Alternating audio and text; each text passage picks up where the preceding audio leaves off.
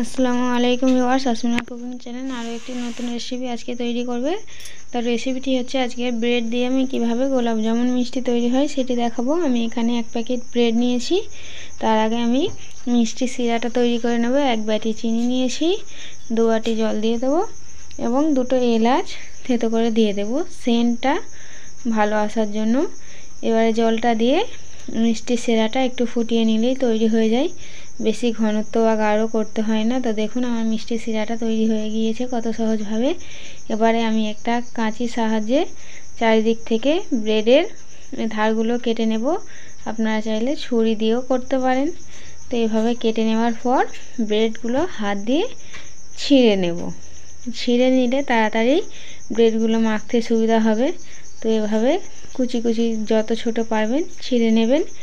নিয়ে হালকা গরম অল্প দুধ নেবেন, নিয়ে একটি ডো তৈরি করবেন। যেমনভাবে আটা মাখা হয় তেমনভাবে একটি ডো তৈরি করবেন। ডোটা খুব যেন শক্ত না হয়, তাহলে মিষ্টিগুলো ফেটে যাবে, মিষ্টিগুলো আর তৈরি হবে না। তো এভাবে ছিঁড়ে নেওয়ার পর আমি দুধ দিয়ে একটি ডো তৈরি করে নেব। তো দেখুন বন্ধুরা, ব্রেডগুলো যেহেতু নরম হয় তাড়াতাড়ি তৈরি হয়ে যায়। এখানে কোনো ঝামেলা ছাড়াই আপনারা বাড়িতে তৈরি করে নিতে পারবেন। তো এভাবে আমি মেখে নেব ধীরে ধীরে। দুধ দিয়ে একসঙ্গে দিলে তাহলে একদম নরম হয়ে যেতে পারে। তো দেখুন বন্ধুরা কত সহজভাবে মেখে নিচ্ছি। তো ডোটি দেখুন কত সুন্দর হয়েছে। ভালোভাবে আরও একটি আমি মেখে নেব। নিয়ে হাতের সাহায্যে ছোট ছোট অল্প করে কেটে গোল গোল দুটো হাত দিয়ে শেপ দিয়ে নিলেই তৈরি হয়ে যাবে এই গোলাপ জামুনগুলো। আমি ছোট ছোট করেই তৈরি করব, আপনারা চাইলে বড় করতে পারেন কি আরও ছোট করতে পারেন। আমি ছোট থেকে একটু বড় সাইজের করেছি। তো দেখুন বন্ধুরা, এবারে একটি একটি করে মিষ্টিগুলো আমি ভেজে নেব। তো কড়ায় তেল গরম হয়ে গেলে লো ফ্লেমে দিয়ে ভালো করে মিষ্টিগুলো ভেজে নেবেন লাল লাল করে। আমি এখানে খুব একটা লাল করছি না, আপনারা আপনাদের মন মতো লাল করে নেবেন।